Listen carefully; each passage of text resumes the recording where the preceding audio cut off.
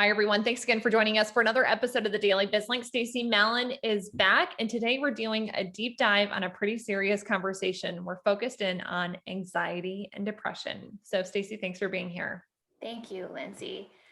For those of you who don't know me, I have navigated in the space of human resources for a lot of my life, and there have been kind of mental health challenges in my family for a long time. And I actually worked at Southwest Network, which is a mental health services company, for 5 years, where we built clinics. So I feel like I've navigated in the space of mental health in and out throughout my life.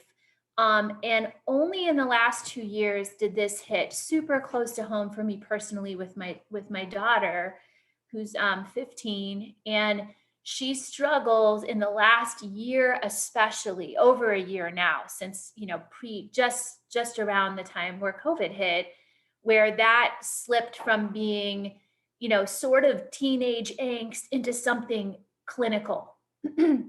And I started researching, and I shared these statistics with you, Lindsay, and I'm sharing them to shock people to some degree, but to call attention to, I don't think we're talking enough about this. In the last year, compared to 2020, between the ages of 13 and 18 years old, intentional self-harm is up by 334%. Depression is increased by 49.6%.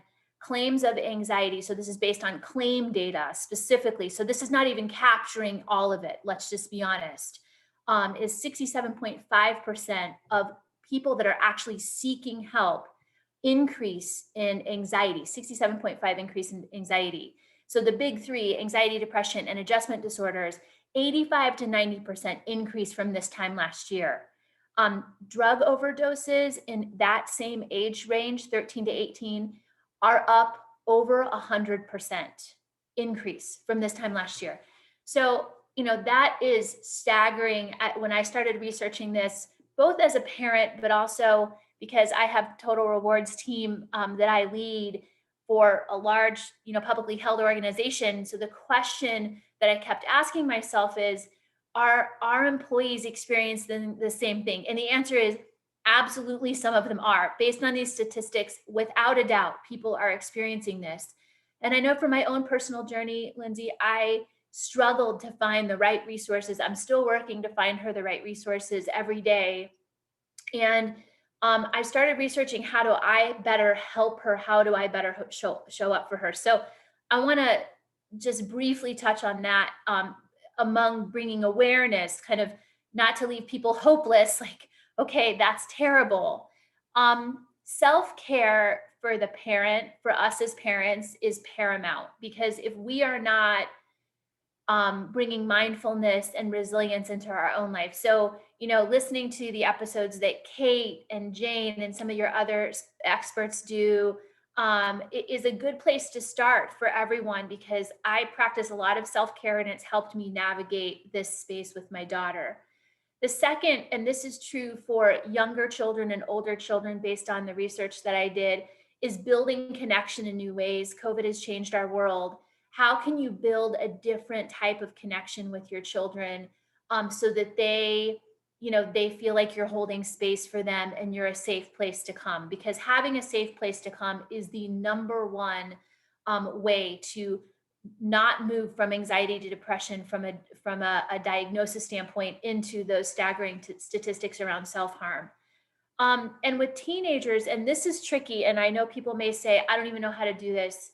So reach out to me. I have some ideas, some things that I've started to work on, but learning the world that your teenagers live in, but also giving them privacy. And I shared this with Lindsay when we went to a counseling visit with my daughter, really deciphering the difference between a teenager needing space and taking that space and wanting their privacy, which they all do. And, collectively as a family, we still have 4 teenagers, 5 total kids. So I feel like not an expert on this, but we see it in all different flavors in this house, with all different personalities of what that looks like.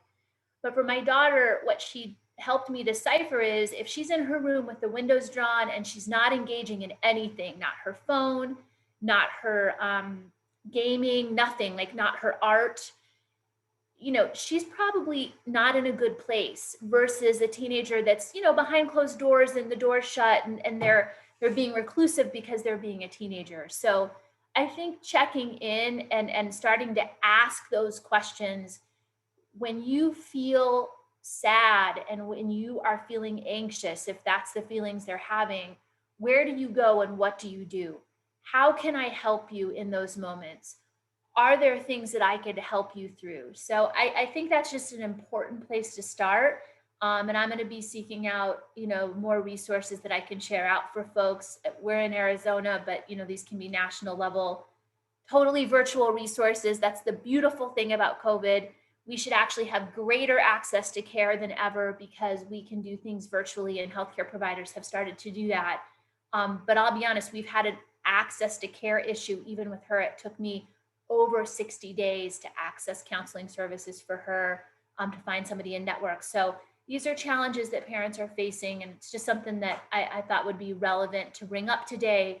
One of my daughter's friends actually took his own life in this past week, and it just rocked me again, thinking about those parents and probably not having the resources or knowing what to do, and all you're left with a tragic situation for this family. So just a really serious topic, but I think it's something that we need to be talking about more as a community, how we can support one another. Stacie, I appreciate you sharing some of those personal stories. I know it takes a lot to share that on a personal level, but I do think your story will help to serve so many others. We'll continue to share some more information, some more stats through Stacie's platform. We also will share the Time Magazine article that Stacie had referenced with some of those startling statistics. But Stacie, thanks again for joining us for this really important conversation. Thank you. And Blake and I are also covering this week on the podcast episode. So we did a whole episode on, anxiety for teens. So we're reaching to more experts to get more information. So if you want to look there too, we're looking to continue to share that out via that platform as well. All right. Thanks so much, Stacie. Thanks.